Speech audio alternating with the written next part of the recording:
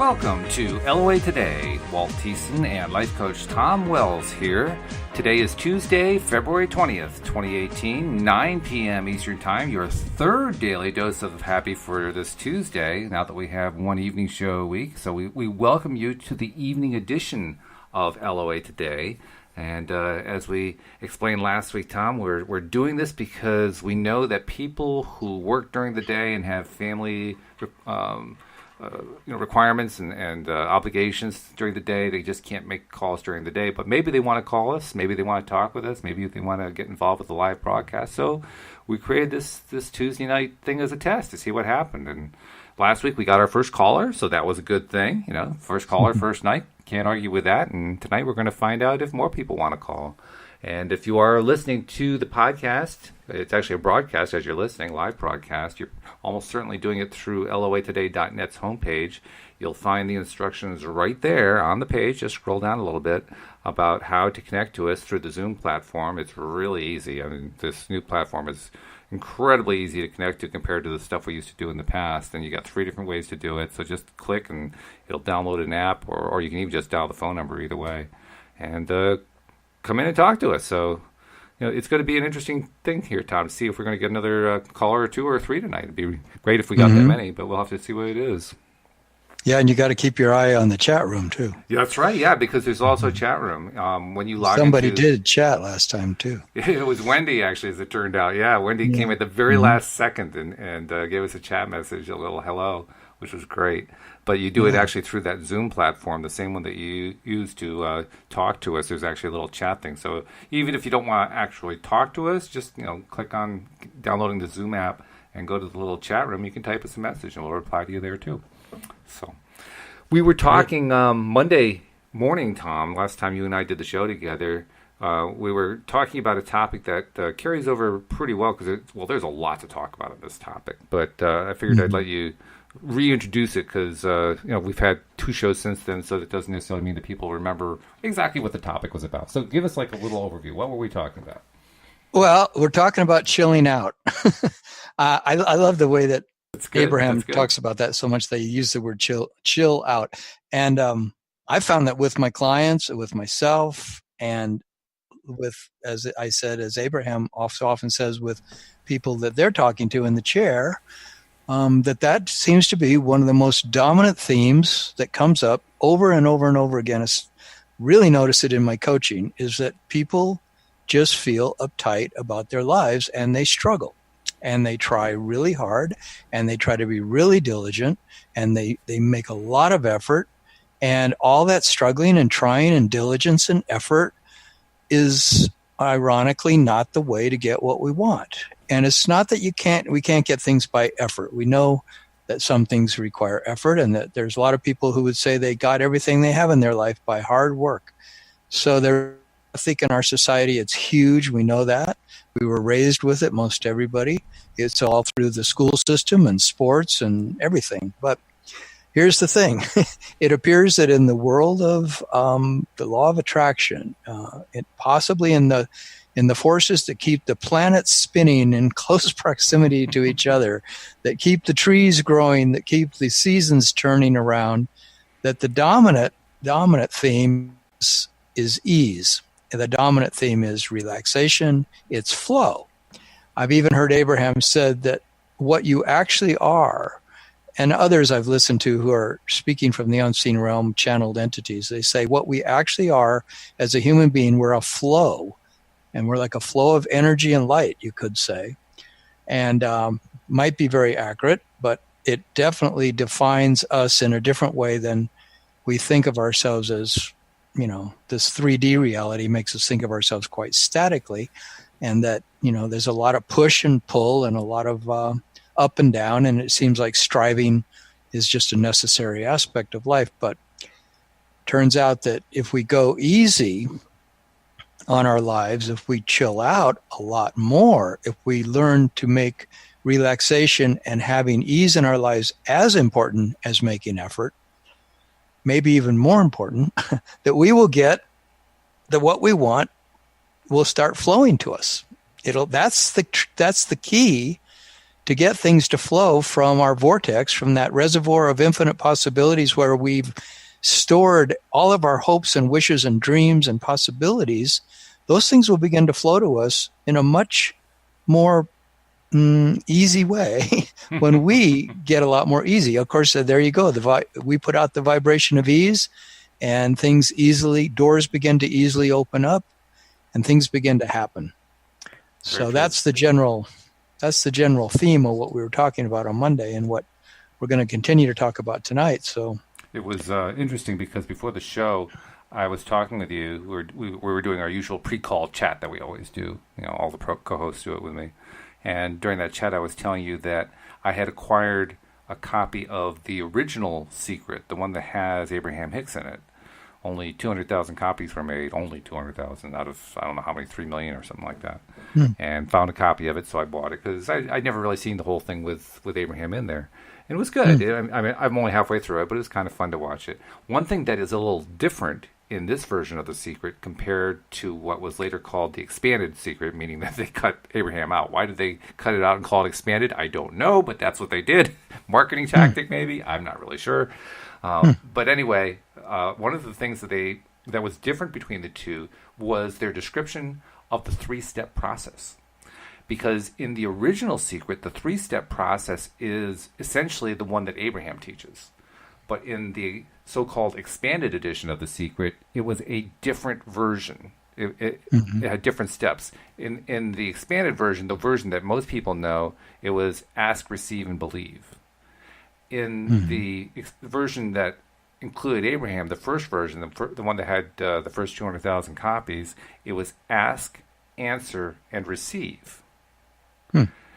So there's a slight wording thing there, but it's more than a wording thing because the receive part also involves what Abraham calls the resistance component. In other words, people have no trouble with the ask part.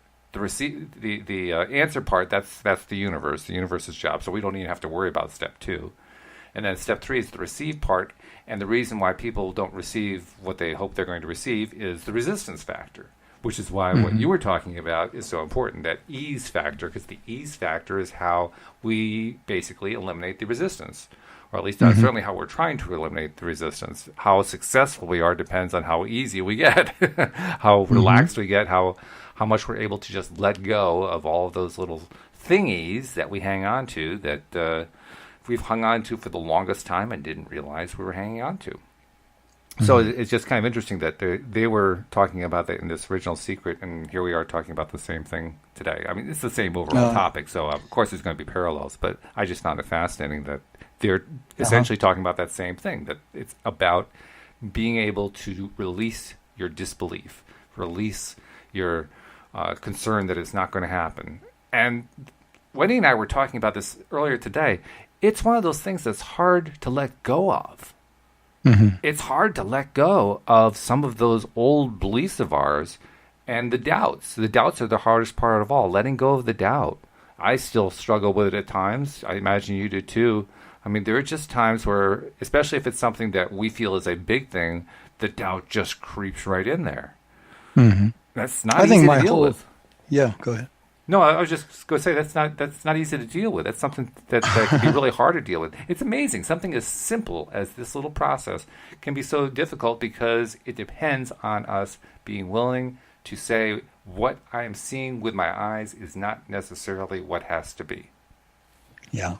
That's hard. And like some of the things you were just saying, like Abraham said, those are the very places that we're stumbling, is that we believe it's difficult. We believe it's hard, as you were just saying. And I know I've said that plenty of times, and I feel it in my guts, in my head a lot of time, is that, how do I get everything I want? Don't I have to try harder? Don't I have to make more effort? Don't I have to apply myself more? Am I doing the right marketing? Am I doing the right, the right relating when I'm trying to meet my life partner? Am I presenting myself the way I should present myself? Have I taken care of my wounded child from childhood? And so I'm going to show up as a healthy person. And, there's all these different things that our society has been teaching us. All of psychology and so many disciplines in our world are about getting ourselves up to speed learning so that we're good enough to show up in the world, and then we'll be able to merit the rewards that we want, right? Right. And on top of that, we're also dealing with the things like I'm trying to attract a new job, and I don't know how that's going to happen. So I start to believe, well, that really can't happen. I know that the only way to get a job is if, you put in hard work and you get a good college degree and you have great credentials and all this other stuff. That's the only way you can get a job. You can't just manifest a job out of thin air. I mean, it's nice to talk about these airy-fairy things, but they don't really work that way. And that's the doubt. That's the doubt creeping in right there. Yeah. And it's a hard one to overcome because we've been taught, we've been trained so well in believing that all that kind of stuff doesn't really apply when it does. Yeah, we were taught a linear way of thinking about everything, that A plus B equals C. Or, like you have to put in this, and then you have to put in this, and then you may be able to equal the result that you want. And, it's sort of like the security of the society is based on everybody's mutual agreement that, if you do things this way, you get the graduate degree, you'll get the job. And it still works that way. I mean, it's still like you can go out and talk to all the kids over here at University of Colorado. They're all going to tell you that if I put in these 4 years and 5 years, 6 years, whatever it is, I'll be able to make good money and I'll have a good job. And a lot of them will exactly do that. Absolutely, yeah. And so who's going to go tell them that the way you get everything you want in your life is by relaxing a whole lot more and actually practically getting lazy, and things will unfold for you. Kid's going to go, my term paper ain't going to get done by me hanging out on the couch watching. That's right. Yeah, the secret's not going to write my term paper for me. That's a fact. Yeah. So, there is that aspect. Okay. But does your life flow better and do the things you want come to you better, even if you are that student writing that term paper? Does that term paper unfold in a more wonderful term paper with a greater topic and a greater enjoyment of the student writing it?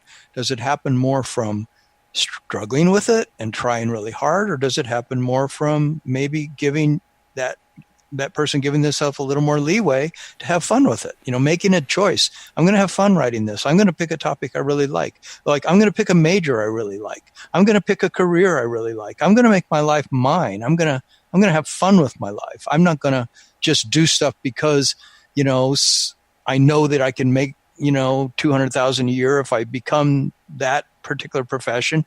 It's like, a lot of the young people these days, I don't think they're maybe as driven as previous generations to do things just because everybody told them that's the only way to get ahead. I'm sure there's plenty of people still doing that, but I bet you there's a lot more that have learned because it's just an evolving thing in our society. Do what you love, have fun in your life, do something you really like, because you don't want to be stuck in some dead end thing where you're frustrated. And then of course that produces stress, and that produces heart attacks, and that produces disease in the body and bad relationships with spouses and everything when we're not happy. So, everyone's looking for happiness. And it just turns out that this idea of Abraham, what they're saying is that there literally is this thing called the vortex, where the second you want something, the universe actually provides it. And now if you relax enough and you go easy and you just have kind of like let your life be a lot more fun, that's how the things flow to you in a more ready fashion. They flow to you easier and with more abundance and more excitement and more passion for life, if we're just more relaxed. Very true. The thing that is also a kind of an interesting and useful assistance to all of this is that science is beginning to support some of the principles that Abraham and others have taught. For instance, the notion that you must achieve success in order to achieve happiness. That's a notion that's been around for generations. And the new science, relatively new science of positive psychology, has proven quite conclusively that it is not only not true, it is the diametric opposite of the truth. And that it turns out through scientific studies, they have proven beyond any doubt that when somebody tries to become successful first, the odds of them becoming happy after they're successful are really low, like 1 in 10. Whereas when they focus on being happy first, success comes 90% of the time. So when science starts saying that, then you start saying to yourself, well, maybe there is something to all this LOA stuff after all. Yeah.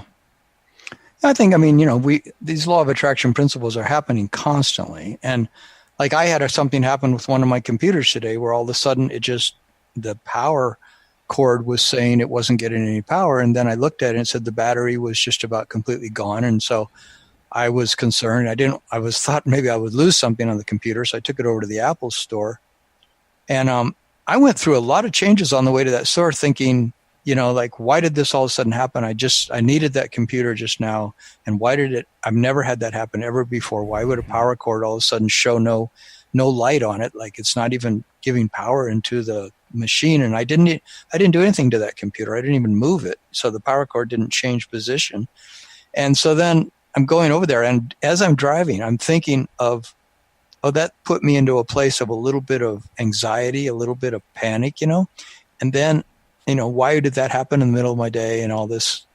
And then as I was driving over there, I just watched myself take control of the situation and say, wait a minute, this is something I can relax about. This is something I can completely trust. This is something I can make an intention for it to work out really well. This is something I can just not have an issue about, And so by the time I got to the Apple store, I was just completely relaxed and whatever, I knew that it would work out. And it didn't entirely get worked out in that moment. I had to make an appointment for another day, but they told me everything's fine. Don't worry about it. As long as you don't need that computer a whole lot, you're fine. And I was like, yeah, I'm fine. And so I don't know. It's just that thing of like, hey, what we're vibrating with every second is always in our control. And if we want to get beyond resistance, the resistance is when we're fearful, when we're worried, when we're stressed out, when we in any way think that, something is more difficult than it needs to be. And once we decide that I don't need to go there, I can get really good at not going there. And maybe more and more what I want will come into my life. And I believe that's entirely the way what I want comes into my life now is by how much I'm learning to relax. Yeah, very true. In fact, what you talked about with your computer, it reminds me of sort of a general fact about technology that I've learned through my own experience, because I've worked with computers pretty much since the PC first came out, since the first Apple computer came out, actually. And one of the things that I've learned over the years, because I was good at it, it came to me very easily. I was one of the lucky few who, for our generation, didn't have to struggle with it. Most of our generation has struggled with it. The kids coming through in the millennial generation, they have no trouble. They learned it from practically day one, came through their fingertips because all their friends were doing it, so they taught each other and all that good stuff. But our generation, we didn't have that. When our generation didn't even see computing until we all became adults. So it was a little bit more of a learning curve for many of us. But for me, it was pretty easy. And one of the things I learned over the years is that the computer is a great way to teach us just how misleading what is really is. Because so often, we tend to base all of our decisions. That's a very common human tendency, to base all of our decisions on what is. And, if you don't deal with what is, your head is buried in the sand, and you're not being real, right? These are some of the common cliches to describe it. Well, when you work with computers, you begin to get a lot of data showing you that what is usually, or not usually, often isn't what is. I'll give you an example. We have my wife has a gardening business that I think I've told you about, and we're actually starting the early ramp-up period. We'll probably get the thing really going in, depending on when the snow melts, either mid-March or even early April. And one of our employees, who will be coming back, we loaned him an iPhone for a variety of reasons. He's been through some really rough times. And so we loaned him an iPhone, and we found out that after inquiring about some stuff going on in his life that we knew about, that we were concerned about, he let us know that the iPhone wasn't working anymore.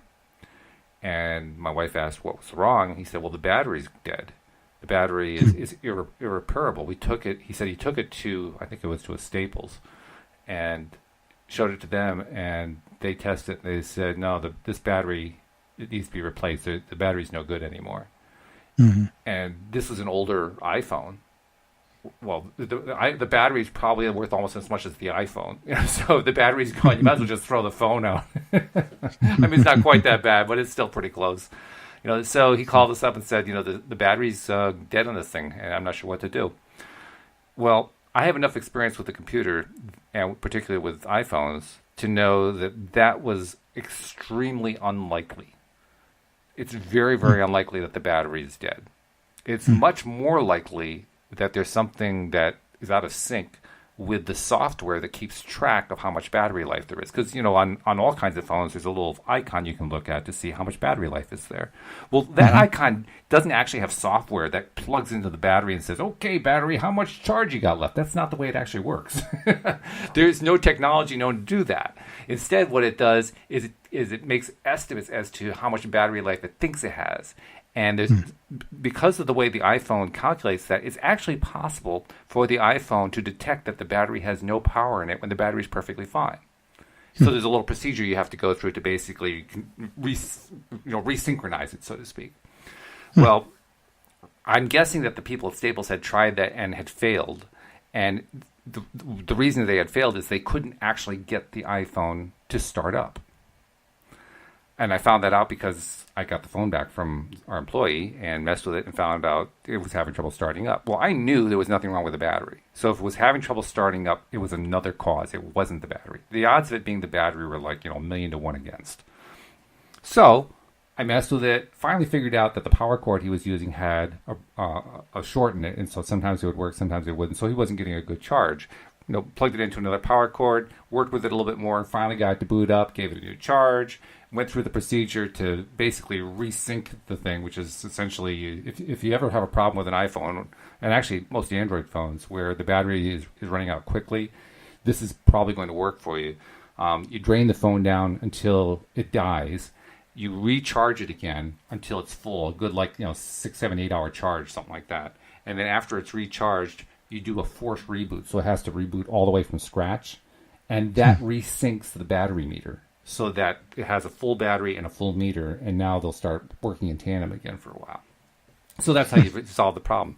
So I did that, and sure enough, the battery came back and it worked. Now, the evidence of our senses and the evidence of the senses of the people who worked at Staples who knew something about iPhones told them that battery was dead. In fact, it even said so on the screen. The battery is dead. That's what it said. There was a little icon on the iPhone. It's a little red outline of a battery. And it just kind of sits there and it doesn't do anything. And that's the signal that the battery isn't working. Well, the battery was working. It's just the software wasn't working properly. But the evidence of our senses said it was the battery. Well, what do you trust? Do you trust your senses?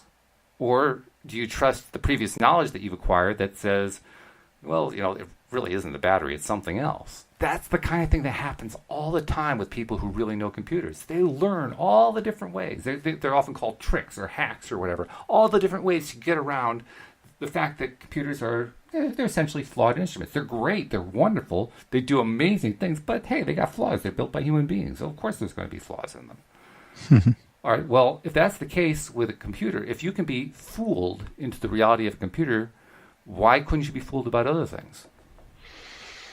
And that's the lesson from it. The lesson that being a technically oriented computer person teaches you is that you can't trust the evidence of your senses. You just can't. If you do, you're setting yourself up for failure.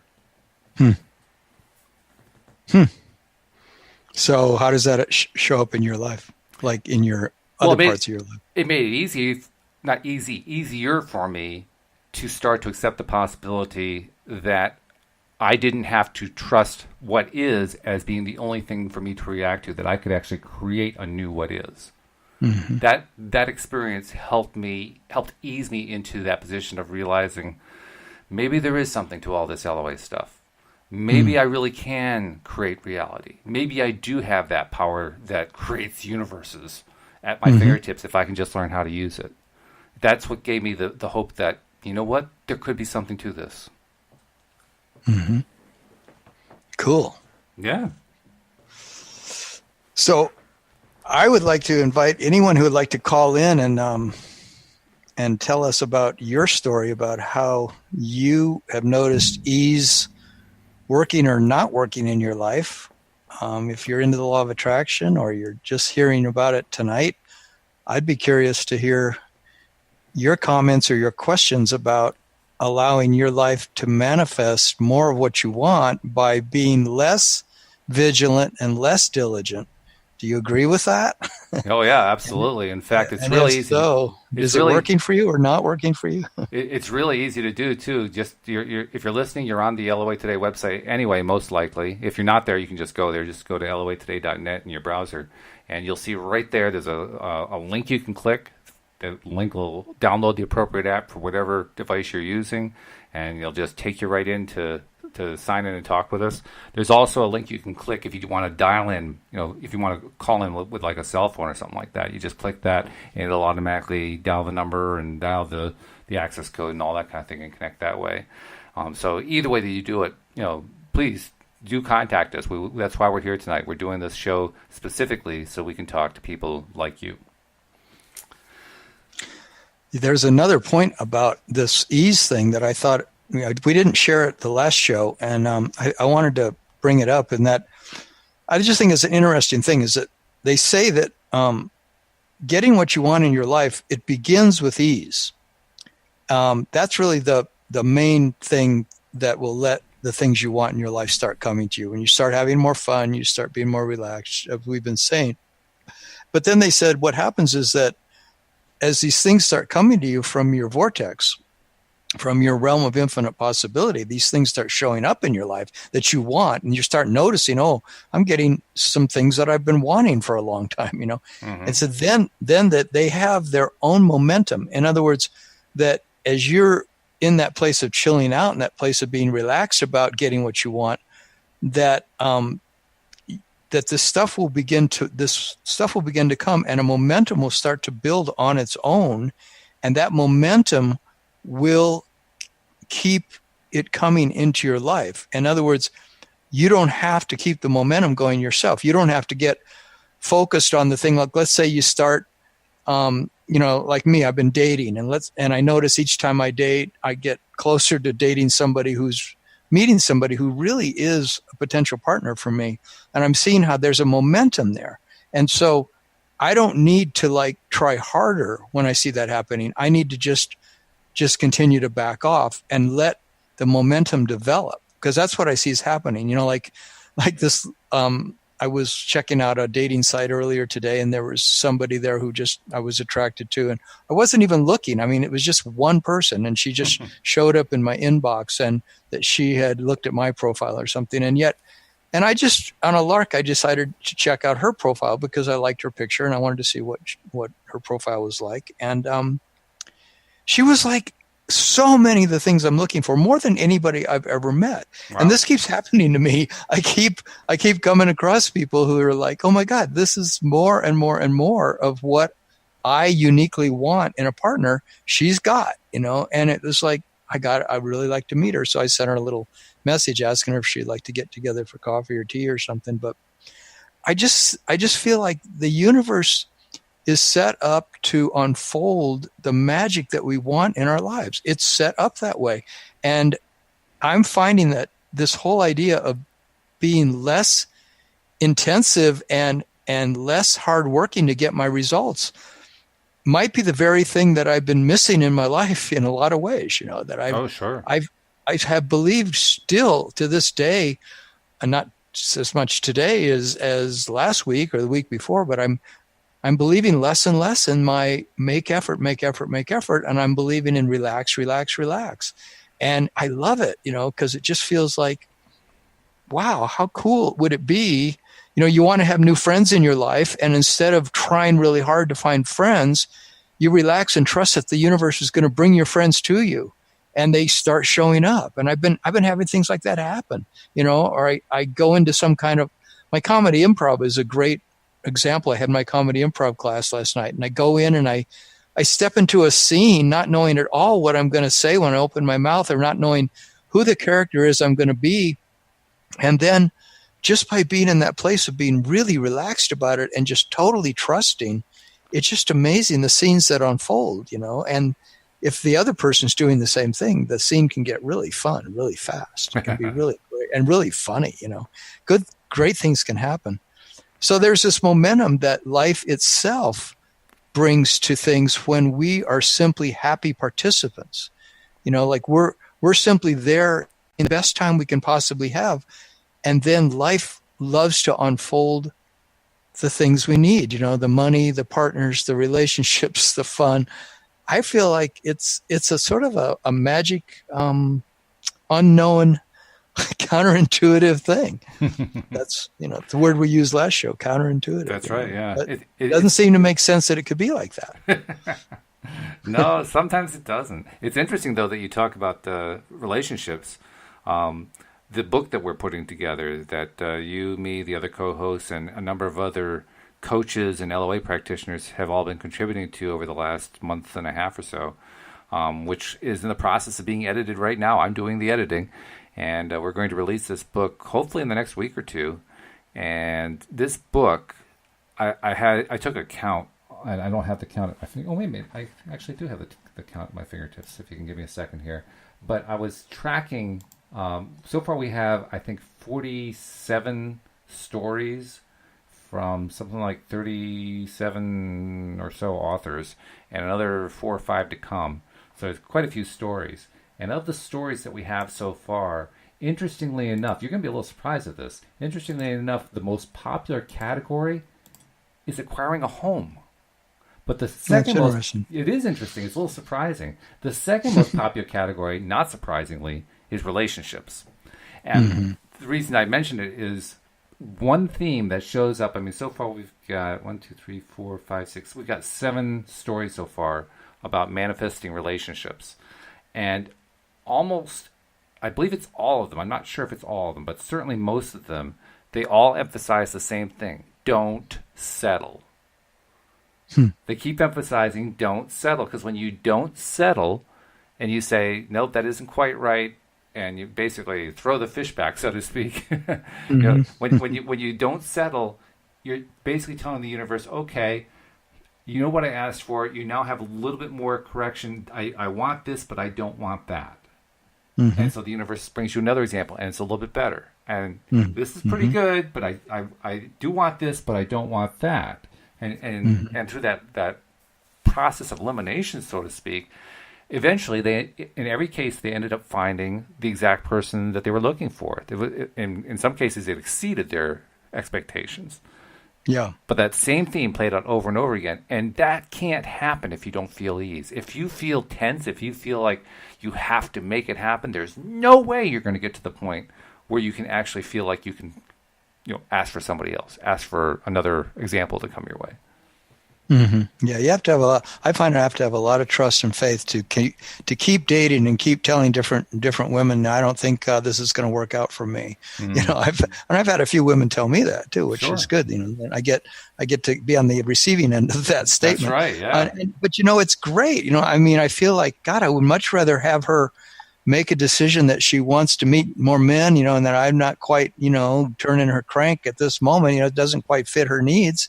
That's fantastic. I would never want to be with somebody who was doing it because she was settling on me. Absolutely It's like, I'll settle on Tom, and I'm probably not going to get any better than this guy, even though I don't like this about him or that about him or that about him. But I do like this about him and that. It's like, but also they say that in getting to be with the partner you want to be with, what's so key to it is focusing on the wanted characteristics. Like if you do keep focusing on the unwanted characteristics, I have also experienced that will, to the degree I'm vibrating with the unwanted, I do attract women with the unwanted characteristics for sure. Oh yeah.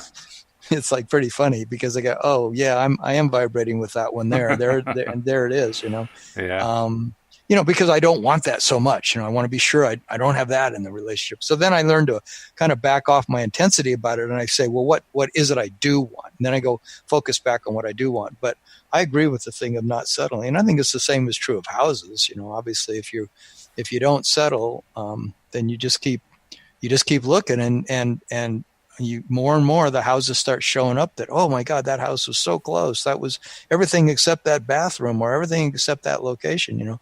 And then pretty soon along comes this house, and it's more than you ever thought. That's already happened to me with certain women I've met, where she's just more than I ever thought. And yet then nice. There'll be a few things that were the deal breakers, and then I just couldn't go ahead. But, you know, it showed me, oh my God, you know, I could literally end up with somebody who just blows my mind, you know, like that would be so wonderful. I would be okay with that, you know. Mm-hmm. You know, she's just more than I imagined I could even, you know, be with somebody that great. That's a good feeling. It's a very good feeling. Yeah, it's a really good feeling. It's interesting, too, that, like I said, the number one topic among the various contributors to this book that we're putting together is about houses, or in a couple of cases, offices. But most cases, it's about acquiring a house.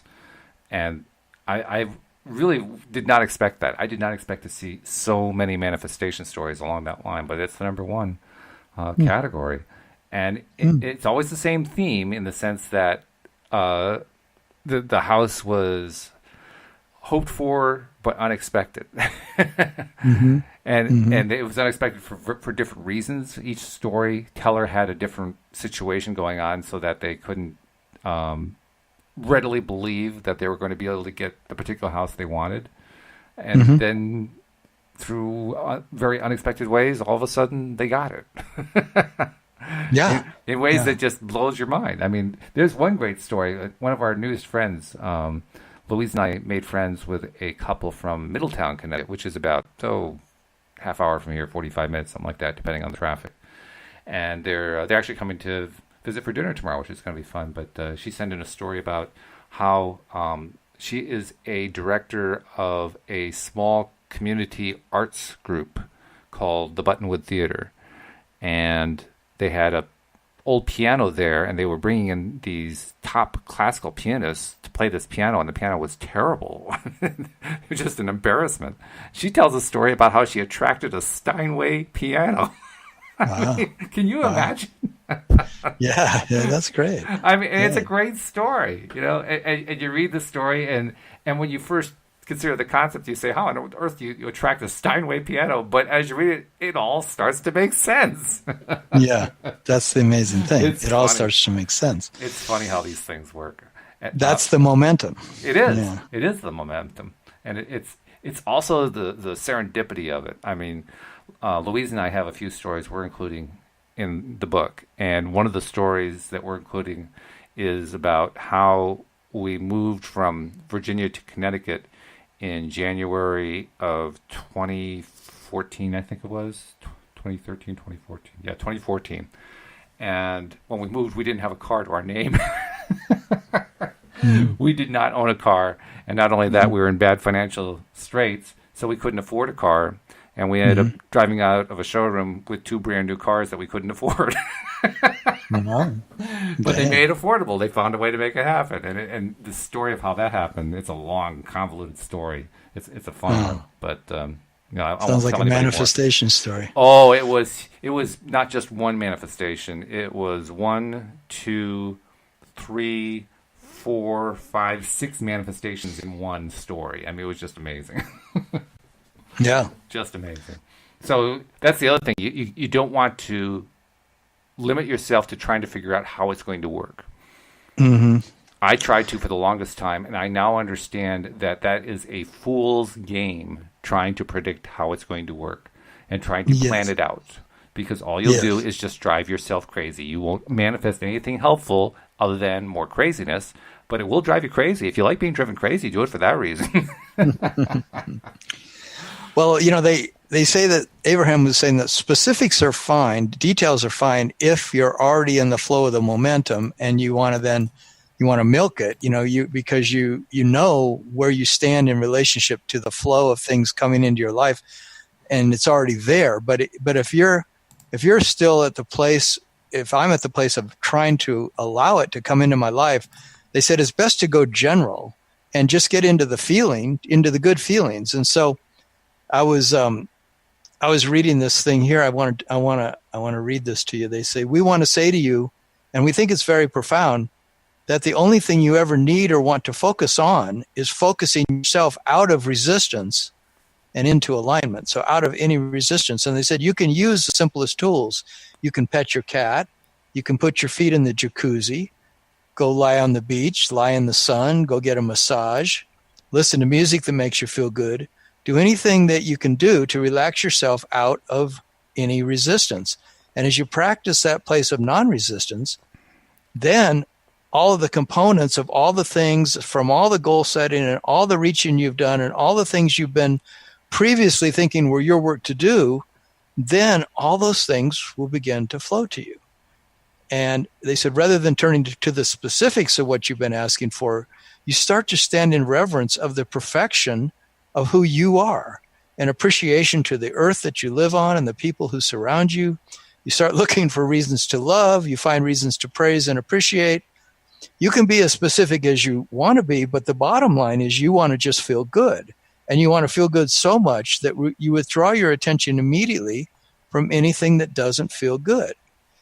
So, it just, every single one of these podcasts come back to that same basic premise, that if you want money, you want relationship, you want a house, you want a better career, whatever you want, these things are going to come when you get into a good feeling place. And that's a place of ease. That's a place of flow, because it's our very nature is flow, and all the things that are around us may appear solid, but they're actually all flowing energy, and if we want to get in sync with the money to flow into our lives and those partners to flow into our lives and all those things, we just have to be more happy and more flowing, pointing our boat downstream, going with the flow of life and not trying to row our boat upstream for any particular reason, just chill. Absolutely. It's also, there's a proviso to it that you almost want to throw in, which is, the proviso is we always attract. Everything that comes into our lives, we're attracting. But if you want to attract specifically what you're looking to attract, then yes, you need to get yourself into that good feeling place. But you also got to stay there about it. You can't allow yourself to fall into the doubt stream. You try to go upstream. You can't fall into any of the concerns or bad thoughts or bad feelings or any of the objections or any of that kind of stuff, because then you start getting different kinds of things showing up, and they don't look at all like what you were looking for, and so you figure nothing's showing up. That's called having a mixed vibration. It's a very mixed vibration, and it's what most of us deal with at most times in our lives. It actually takes a lot to learn how to vibrate high all the time. It takes practice. And I don't know if anybody gets to all the time. There's always something that's going to come along that's going to throw us off our game. And that's why we're in a world of contrast. And that's why they call this realm of being on the earth an adventure. It's a place to have wonderful adventures, and it's the fun of the adventure. But sometimes part of the adventure is the fact that we're going to be bipping along and everything's going to seem great. And then we're going to want something to change. We're going to want something different. And as we start heading in a different direction, we run into some obstacles, but then we can learn to apply ourselves again and become, skillful at our ability to get around obstacles and continue to flow. Right? Very true.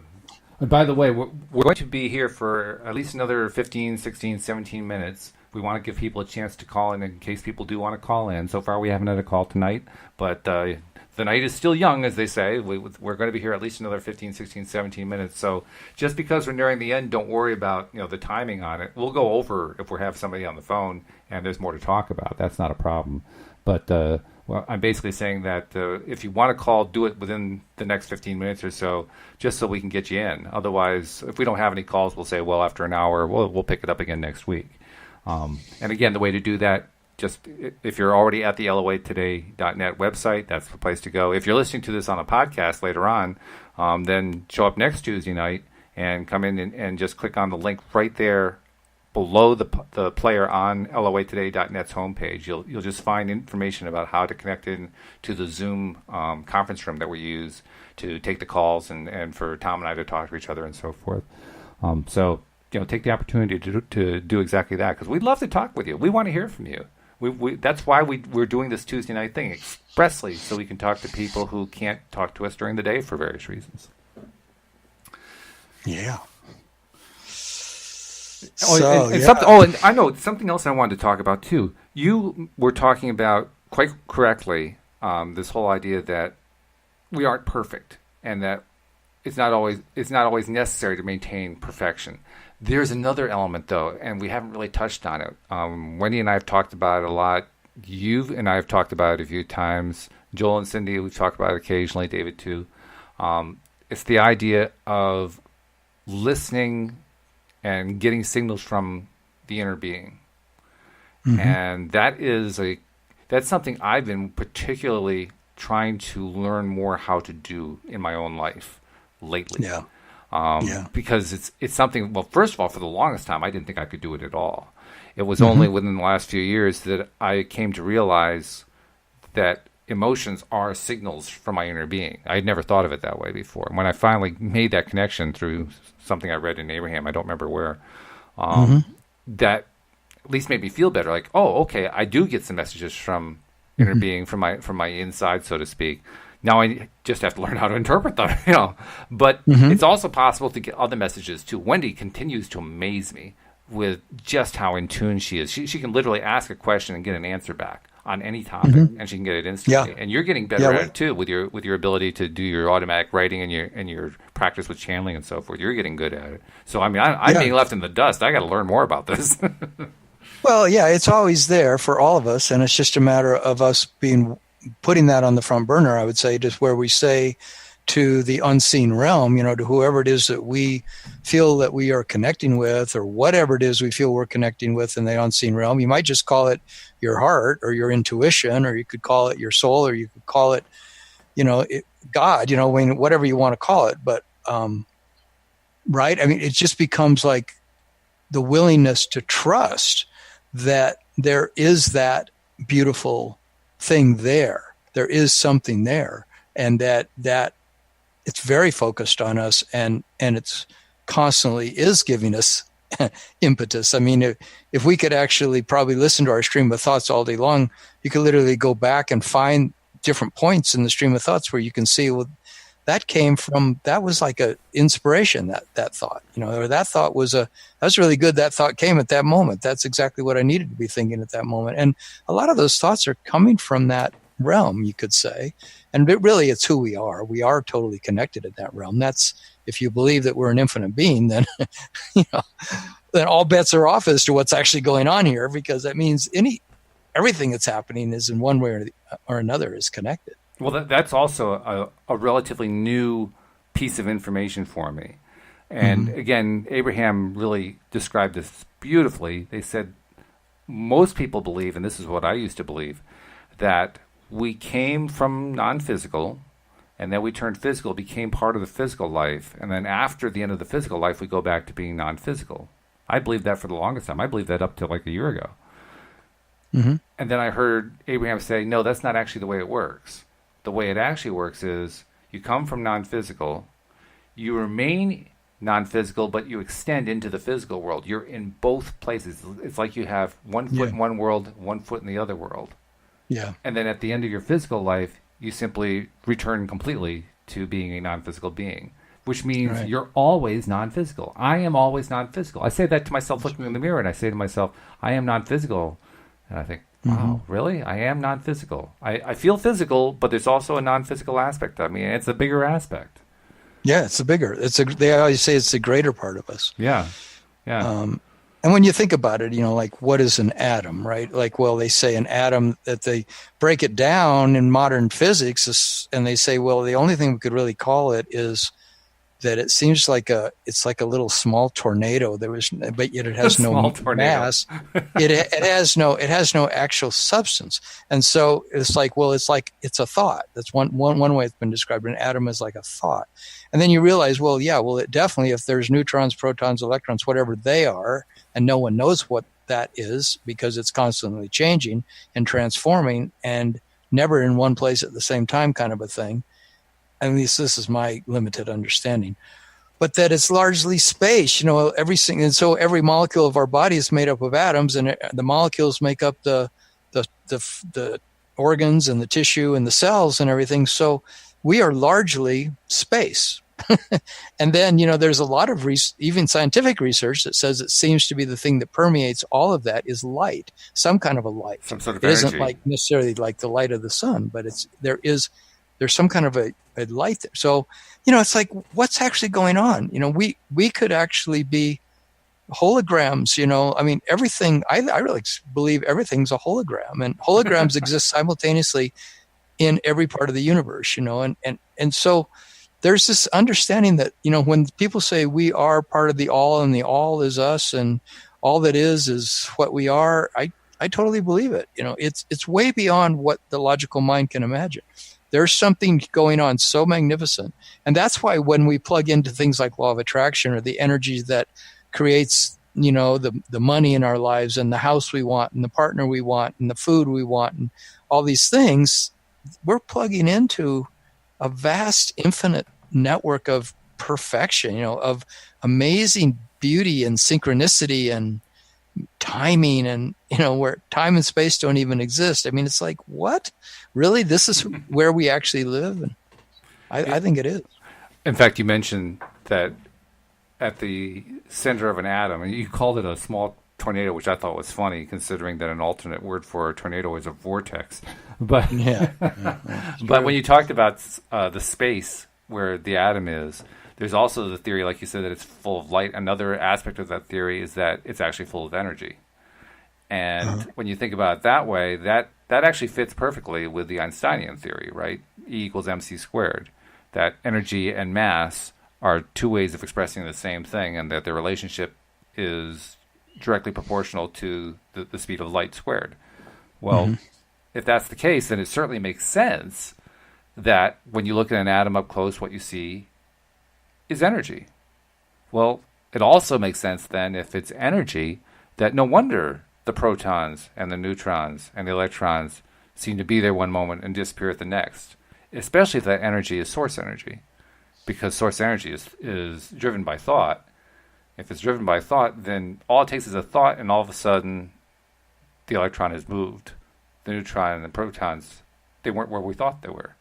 We thought them to a new location just because something new happened, some change happened within the continuum known as the universe. And they happened because of source energy. Well, now, can I prove that? Can I prove any of that? Not really. Can't prove it. But there's a lot of a lot of books by nuclear physicists and quantum physicists who talk about these things. Yeah.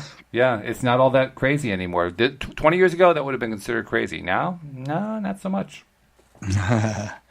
Yeah, I think we're going to move into levels of awareness and understanding that are going to change the entire world. I mean, we're already in the process of moving into all of that, I think, and that's why programs like Law of Attraction today, LOA today, and even just the presence of, here we are talking about what we've been learning from channeled entities that exist in the unseen realm. It's like, and I've been listening to solidly for 4 years, basing my entire coaching practice on what they say, and I've never found a single thing that they're talking about that doesn't jive with my intuitive, gut level understanding about how I think the universe is probably organized. And I think there's a lot more to how the universe is organized, but it's amazing that's happening, and that we're basing a whole radio show on it. Right. Well, and I have to tell you, quite honestly, 20 years ago, if you had asked me about channeled entities, I guarantee you my reaction would have been to roll my eyes. I guarantee you. I was like, oh, great, another one of these crazy far-left nutcase, new age nutcases. Right. Did I say nutcase? Seriously, when I actually talk to somebody like that, I'd say, oh, that sounds very interesting. And in the back of my mind, I'd say, yeah, that's about as likely as fill in the blank. Yeah, right. And here I am today talking about channeled entities like they're normal everyday things. I think to myself, wow, what a transition I went through. Because I really thought it was just insanity. I really did. I'm literally channeling it now. Yeah. It's like, and I did, one of the assignments we had this week in my channeling class was to pick the same topic and try channeling on it, 2 or 3 times in a row. Well, I asked them, I said, what should the topic be for our podcast yesterday morning? And the channeled thing came back, have it talk about ease. And then it did a whole page and a half about ease for me. And so then I channeled again on it yesterday evening and again on it this morning, each time asking, what do you want to tell me today, this time about flow and ease? And I've got 6 pages now of channeled writing on flow and ease that are literally changing my life. Because when I go and read it, it's literally a message to me that's the leading edge of everything I want from my life is literally being spelled out on that page. I don't mean all the particulars of the amount of money or the amount, the type of life partner or anything like that. But what it is, it's telling me everything about my attitude and my relationship to me, to my happiness and to my excitement for life and my ability to create the life I want.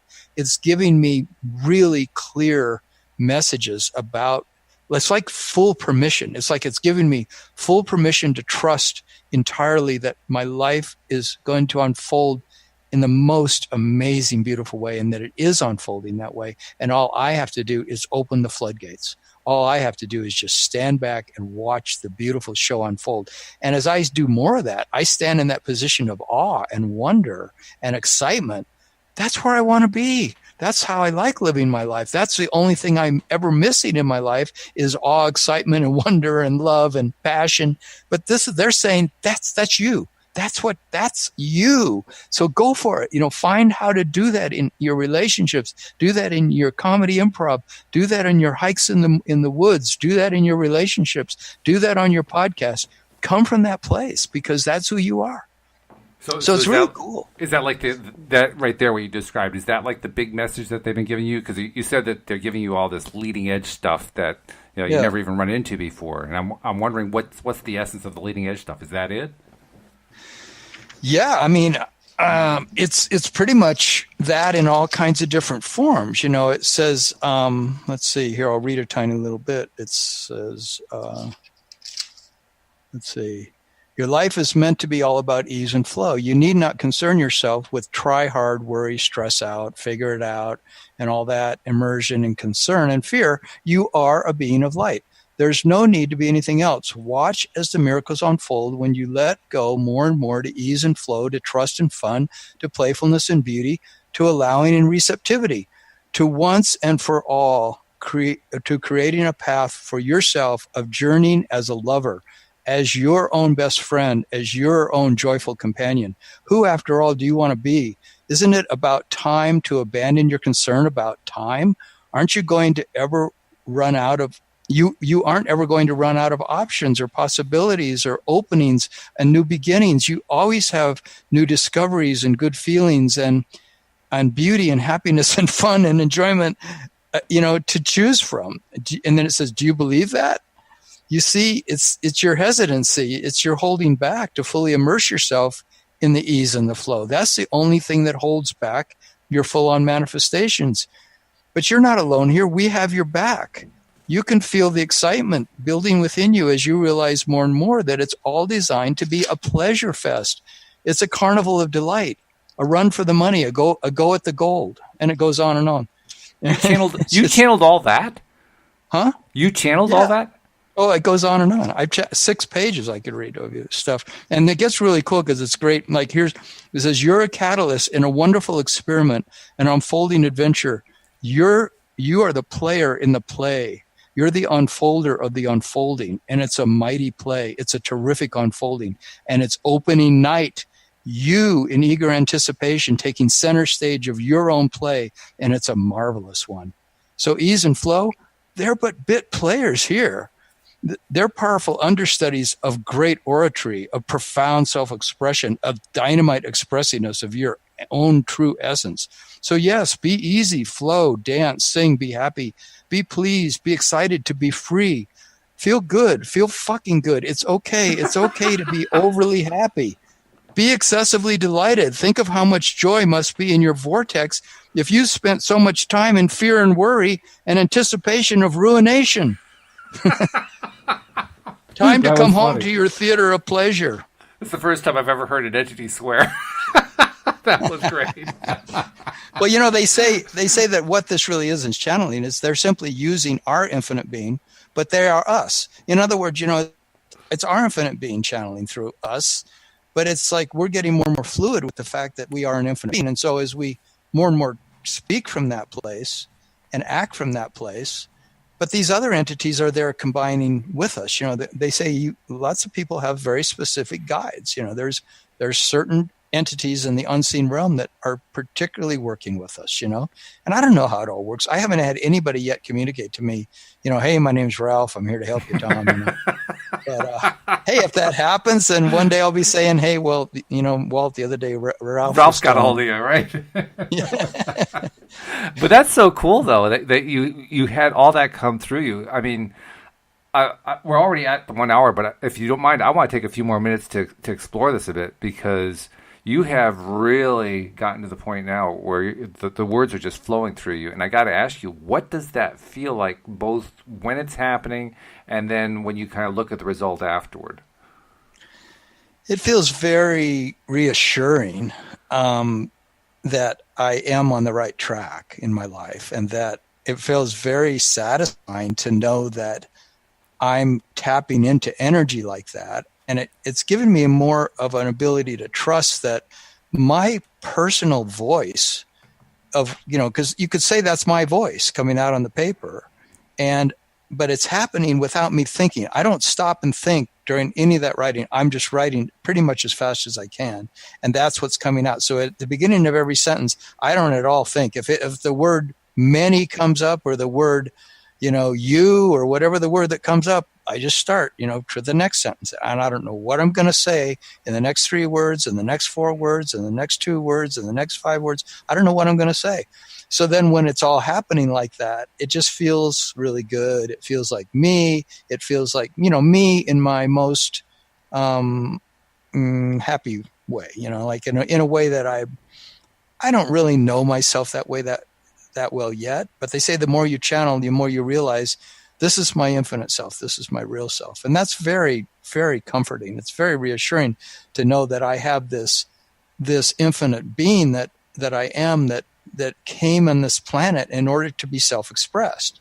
I mean, this one channeling entity I listened to called the Council of Radiant Light, they always, if you read all their pieces, and I've probably read 50 of them, the theme of almost every one of them is they're saying, you come here to be self-expressed. And it's the expression of your infinite self that you're all about, So whether you express yourself in the garden, or you express yourself on the guitar, or you express yourself to your wife, it's like it's being self-expressed of our innate capacities for joy. That's the thing. That's the bottom line. It's that innate capacity for joy that we're expressing, and it feels fantastic. Yeah, it's. Well, I also want to ask you, when you're doing it, do you ever have any doubt that maybe your conscious mind is just kind of taking over here, and you're not really channeling anything? I did at first, and I went through that for years, and that's why I didn't do it that often. I've known about automatic writing now for at least, probably 10 years, and I hardly ever did it at all 10 years ago. And then I took a course on finding, who do you think your guides are? The course was about, who do you trust for divine guidance, and that I went through a lot trying to figure out who I do trust. And then that course, I started to actually do automatic writing and started to really see some pretty amazing things come through, because I created these pieces that I literally put them in a notebook and coated them in plastic covers, because I said, this is amazing. This came through me, because they were so beautiful. They were like little bits of prose. And then I didn't do much, because I was always afraid that I might start doubting it. And if I doubted it too much, I might not do it anymore. And then I might just feel limited again.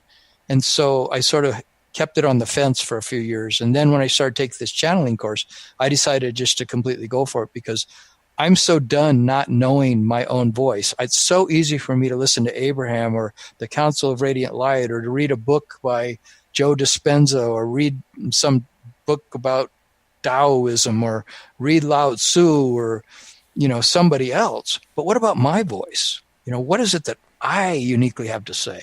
What is it that this being of light that I am, wants to express here?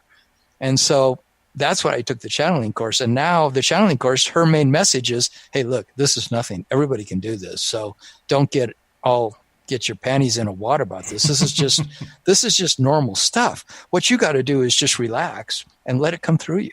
You got to trust that, you wouldn't have come to this channeling course if you weren't ready to do it. So, see who wants to speak through you, or see what wants to come through you. You don't have to have a name for who's speaking. And I believed it was me, my infinite self, because I knew the larger part of me is an infinite being. So, it's just a matter of relaxing into it and letting that pen just flow. Or you could get a microphone and do it into a recorder, but just trusting that if I talk for 10 minutes, I'm going to let it come from that higher place. I'm going to let it come from that place of revelation, that place of inspiration. So I'll ask you one more time in a different way. What's the one thing that you've gotten out of this automatic writing, this channeling of information? What's the biggest insight that you've gotten that you didn't have before that this gave you? The biggest insight I've gotten is that I'm now going to live my whole life based on this. That I'm no longer going to turn to others and others' books and others' teachings like Abraham and stuff in order to get my wisdom that I uniquely need. That I'm going to turn to my own channeling and ask my own questions whenever I want to. And that feels incredibly reassuring. So it's already made my life just feel so much more mine and so much more uniquely self-expressed, So Very nice. That's what I've gotten from it, is a great sense of peace of mind, a great sense of self-worth, self-confidence. Really good. Yeah, that's really good. That's a lot. That's probably everything, actually, when I think about it. It does occur to me, though, because you've told me especially during our off-call conversations, because before and after each one of these shows, we always talk about stuff, right? And you've told me about all these books that have piled up that you haven't read so far. Well, if you're not going to be searching the books anymore, they're going to be very lonely books that never got read.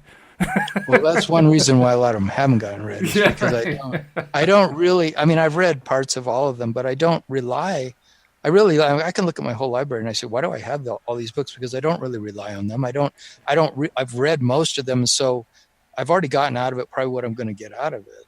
I was holding on to them for security, because I don't believe in myself enough. And I realized that's where the crux of the whole life comes down to. It's just like holding on to old clothes because you think, well, I might wear this again someday. And I remember I used to like it, or I don't know, holding on to the past, And so I still think, though, that there's inspiration in some of these authors and things. There's definitely, this infinite intelligence comes at us from every direction. When we do a podcast together, I'm getting as much out of listening to you as I am out of listening to me. And so that's why we want callers to call in, because we want to hear, their infinite wisdom come through, or their question that'll spark, that wisdom to come through in whatever way. So yeah, it's all good. I guess that's the bottom line, is that it's all good. And we take from everything whatever we can get, but to me it's all about one thing, and that is it's all about expansion. That thing we were talking about the other day. It's the expansion of the possibilities and the potential for joy and for love and for interest and for enthusiasm and for why did we come here to this planet? What are we doing in this realm if it isn't taking the lid off of our possibilities and expanding and, growing wings, Yeah. It's about growing wings and flying. That's what it is to me. It's like how happy can I possibly get? I've had so many days I've sat up in the mountains along the Boulder Creek, and that question comes to me when out in nature so often: how happy can I actually get? Because I can feel so happy sometimes in those settings that I just don't, I don't know what to do with it. It feels so, and it's like, God, how happy could I get? But I realized, well, that's what I'm doing here. I'm here on this planet to sprout wings and to really fly. That's very cool. Very fun. Well, we may not have gotten any calls tonight, But I have to tell you, Tom, especially this last part of the program, especially the last 10 to 15 minutes, made it really worthwhile for me. Because I think that's really the first time you've shared that much detail about your experiences with the channeling with the automatic writing. I mean, you've told some before, but this is the most detail you've ever given by far. So thank you. I want to thank you for doing all that.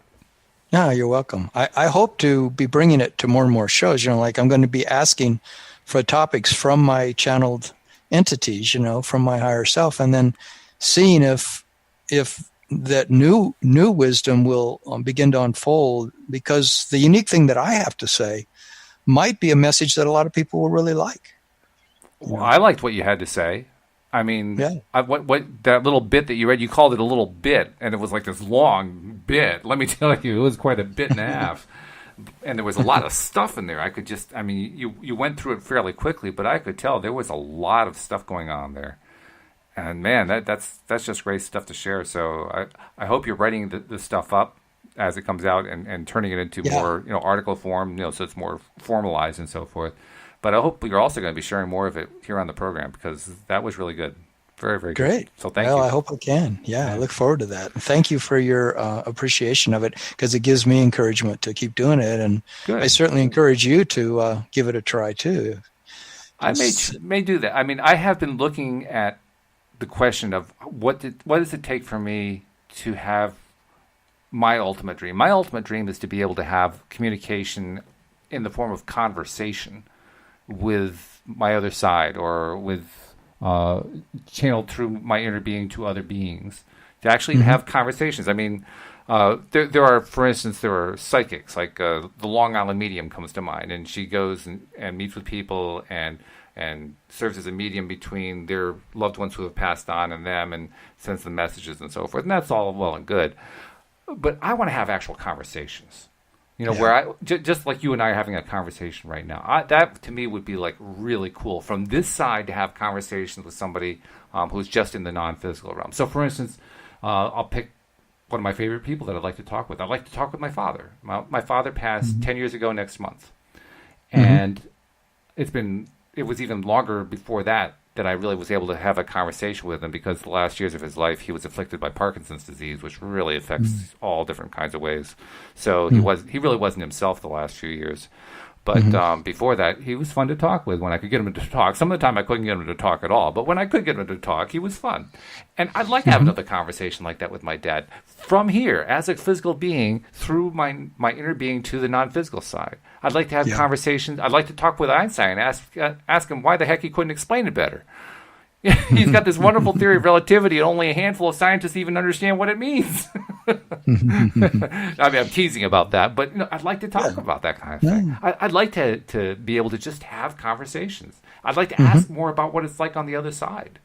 I mean, when my father passed, my sister got a contact from him within a few days of his passing. And she had the presence of mind to say, "Dad, is that you?" Got an answer, yes. And she asked, "What's it like over there?" I thought, whoa, what a brilliant question to ask. And the answer she got back was festive. It's festive over there. I like that. I like it too. I especially liked it because it's what I call a dad word. I knew it's not a word my sister would come up with. It's not one of her kinds of vocabulary, but it's very much what my dad would have said. My dad, if my dad were giving a speech, he would give a speech about this festive occasion. That's exactly the kind of word he would use. So it was reassurance that, it really was my dad. But more than that, a festive situation over there. Living in non-physical is festive. It's exciting. It's fun. It's a party. Like, whoa, that sounds nice. Yeah, I like that. That's what comes through me so much in my channeling, is about that this is a celebration. And even when I've gone and spoken at Toastmasters, that's come through me. When I did a whole speech there, a channeled speech, where I just let it come through me, and I was getting all ranting about the fact that life is meant to be a celebration, and people liked it. That's great. It's got to be delivered in the right way, because of course. If there's enthusiasm behind it and the people get that I really believe it and I'm really experiencing it, That's all good stuff. Then it's like a contact high for people. But I agree with you. I mean, I want experiences that are the more real they seem with that realm, the more I like it. It's a little bit hard for me to not feel like I have a direct somebody who's telling me who they are, and they're saying, I'm Archangel Michael, and I want to tell you something today, Tom. And I liked Ralph better. I think it ought to be Ralph. Ralph Royster Doyster. And how do you spell that? No, not really. Well, this has been great, and we went over like an extra 15 minutes, but that's okay because this is not one of the podcasts that ends up on PRN, so we don't have the same time constraint. But boy, this last 15 minutes was great. So again, thank you very much, and I look forward to doing the show on Friday, and I look forward to doing next Tuesday again. So next Tuesday evening. Yeah. Okay, we'll keep trying it for a while anyway, huh? Absolutely. And we invite you to join us as well. I mean, if you showed up and you didn't want to call in, that's fine. We're glad that you listened. But, consider giving us a call next time because we'd love to hear from you. And meantime, we'll invite you back next time here on LOA Today. Goodbye, everybody. Thank you all. Bye-bye.